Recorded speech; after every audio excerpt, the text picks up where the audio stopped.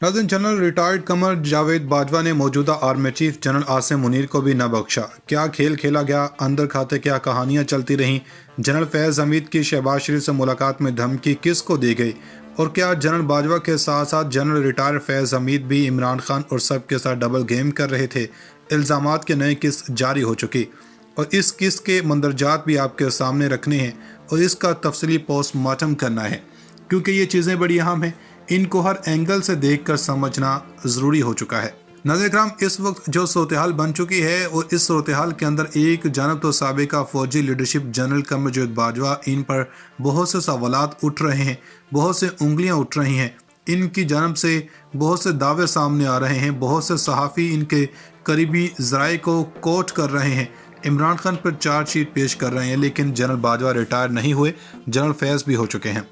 इनके रिटायरमेंट का इतलाक वैसे तो 10 दिसंबर से होना है और इस सब के अंदर बहुत से सहाफ़ी बहुत से दावे कर रहे हैं।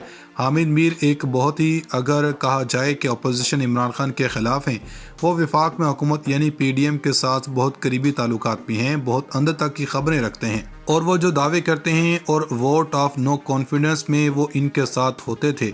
अब इन्होंने एक दावा किया है, दावा नहीं बल्कि इल्ज़ामात किए हैं और इंकशाफात किए हैं। एक नई किस्त जारी की है जिसमें जनरल फैज़ हमीद पर इल्ज़ामात हैं।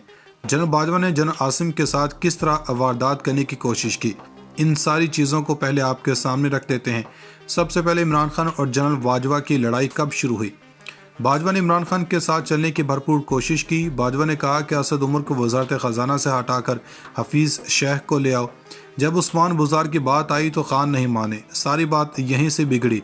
खान का सोचना है कि तरीक़े-ए-दम एतमाद के पीछे सिर्फ एक ही शख्सियत है, कोई माने या ना माने। लेकिन एक तरफ जनरल कमर जावेद बाजवा दूसरी मरतबा एक्सटेंशन के लिए सरगर्म थे, ये बड़ा अहम।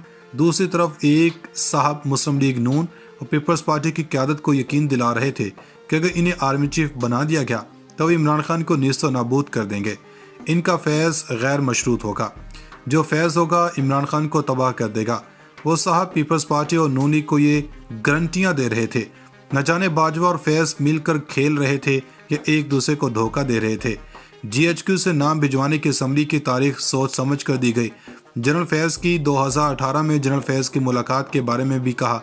2018 के इंतखाबात से कबल एक दिन जनरल नवीद मुख्तार और इनके नायब फैज़ हमीद की मौजूदगी में शहबाज शरीफ से कहा कि अगर आप वज़ीर-ए-आज़म बन जाएं तो आपकी काबीना में कौन कौन होगा। शहबाज शरीफ को समझ आ गई कि मेरे साथ डील करने की कोशिश की जा रही है। फिर इनको कहा गया आपको अपने भाई की सियासत से दूरी इख्तियार करनी होगी। ये बहुत बड़ा इल्ज़ाम भी है। उस वक्त के DG-ISI यानी कि जनरल फैज़ और बाजवा पर इनकी मुलाकात शहबाज शरीफ से हुई। इस सब के अंदर वो कहते हैं कि बाजवा की डबल गेम जनरल फैज़ हमीद पर पहली बार कप्तान के हक़ में मुदाखलत का इल्ज़ाम है। हामिद मीर कहते हैं कि जब शहबाज शरीफ वज़ीर-ए-आज़म बन गए तो बाजवा ने परवेज़ इलाही को इनके खिलाफ इस्तेमाल किया। जब फिर चीफ इलेक्शन कमिश्नर पर दबाव डाला कि या तो इंतखाबात का ऐलान करें या इस्तीफ़े दें। राजा ने जिस तरह इनकार किया, इस पर पूरा कॉलम लिखा जा सकता है। इन्हें बहावलपुर से भी आ रहा था, लेकिन राजा ने यह सब को बेफैज़ कर दिया, यानी कि कोर कमांडर भी इमरान खान के हक़ में मुदाखलत करवा रहे थे। बहुत से चेहरों का नकाब सिरकने वाला है। फिर जनरल बाजवा की जनरल आसिम मुनीर के साथ क्या साजिश थी, इस हवाले से कहते हैं कि GHQ से वज़ारत दिफा को आर्मी चीफ को नाम भिजवाने की तारीख बहुत सोच समझ कर भेजी गई।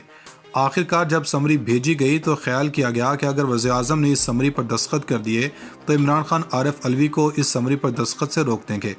एक नया बहरान पैदा किया जाएगा और मार्शल के हालात पैदा हो जाएंगे। यानी कि ये साजिश कौन कर रहा था, ये साजिश जनरल बाजवा ही कर रहे थे। ये तो इन पर इल्ज़ाम लगाया गया, यानी समरी का असल मार्शल का मकसद था। ये एक बहुत बड़ा इल्ज़ाम है। इसके साथ साथ इनकी सबसे बड़ी गलत फहमी थी कि तरीक़े-ए-दम एतमाद के मास्टर माइंड ज़रदारी थे। बाजवा ने आखिरी वक्त तक इमरान खान को बचाने की कोशिश की। इन्होंने एक रिटायर्ड कर्नल को कहा कि आप इमरान खान को ना छोड़ें। ये बड़ा अनोखा इल्ज़ाम है। पूरा कालम भी मशकूक उस वक्त हो जाता है जब सवालात उठते हैं कि इसका मकसद क्या है। क्या ये कालम ऑन डिमांड लिखा गया? ये कोई डिमांड थी? आरिफ अलवी ने दस्तखत कब किए?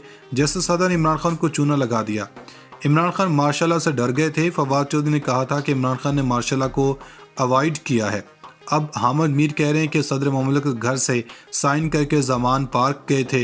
अब हामिद मीर का मकसद समझ लें कि ये क्या कर रहे हैं।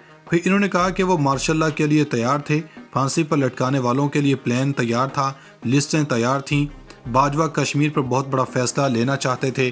انہوں نے میڈیا پر غصہ جھاڑا کہ جب ہم کشمیر کی بات کرتے ہیں، ظاہری بات ہے کہ باجوہ مشرف طرف کا کوئی منصوبہ بنا رہے تھے، اصل ڈر کپتان کے نہ ماننے کا تھا۔ اس کالم کو دیکھا جائے تو اس میں کیا چیزیں بتائیں گے۔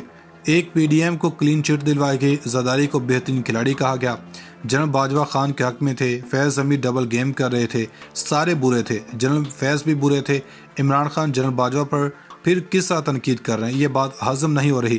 اس کا مقصد یہ ہے کہ جنرل عاصم منیر کے حوالے سے جو دعویٰ کیا ہے وہ بھی بڑا اہم ہے۔ ناظرین اکرام، آرمی چیف بننے کے بعد جنرل عاصم منیر کی پہلی تقریر تمام تر معاملات پر فوج کے غیر سیاسی رہنے پر، جنرل قمر چند باجوہ کی سیاست میں مداخلت پر اور آئندہ آنے والے دنوں میں اور سالوں میں پاکستانی افواج کس ڈگر پر جائیں گے، ان تمام تر معاملات پر اور قومی اور سیاسی امور پر خاموشی توڑی ہے۔ پاکستانی فوج کے نئے سپہ سالار نے اور جو گفتگو ہوئی ہے یہ بڑی اہم ہے، اور اس سارے معاملے میں چھکا کس کا لگا اور یہ ساری کی ساری پیشرفت کس کی فیور میں جائے گی، یہ بھی بڑی اہم پیشرفت ہے۔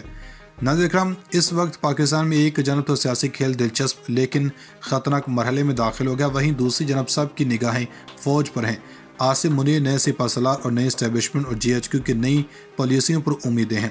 پازیٹیو رہنا چاہیے، اچھے کی امید رکھنی چاہیے، یہ چیزیں اہم بھی ہیں، لیکن اس سب میں تجسس بھی ہے، اور جنرل قمر چند باجوہ کہتے رہے کہ وہ نیوٹرل ہیں، فروری میں ہونے کا فیصلہ کیا۔ البتہ اس کے بعد مونس الہی پرویز الہی کے بیان اس جانب اشارہ کر رہے ہیں کہ ادارہ نیوٹرل تھا مگر ایک فرد نہیں تھا۔ اس کالم کو دیکھا جائے تو اس میں کیا چیزیں بتائیں گے۔ ایک پی ڈی ایم کو کلین چٹ دلوائی گئی، زرداری کو بہترین کھلاڑی کہا گیا، جنرل باجوہ خان کے حق میں تھے، فیض حمید ڈبل گیم کر رہے تھے، سارے برے تھے، جنرل فیض بھی برے تھے، عمران خان جنرل باجوہ پر پھر کس طرح تنقید کر رہے ہیں، یہ بات ہضم نہیں ہو رہی۔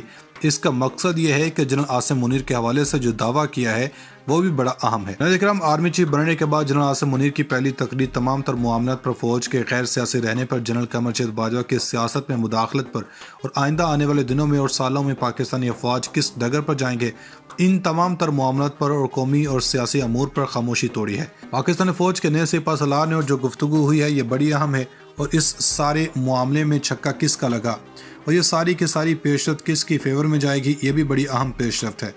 ناظرین اکرام، اس وقت پاکستان میں ایک جانب تو سیاسی کھیل دلچسپ لیکن خطرناک مرحلے میں داخل ہو گیا، وہیں دوسری جانب سب کی نگاہیں فوج پر ہیں۔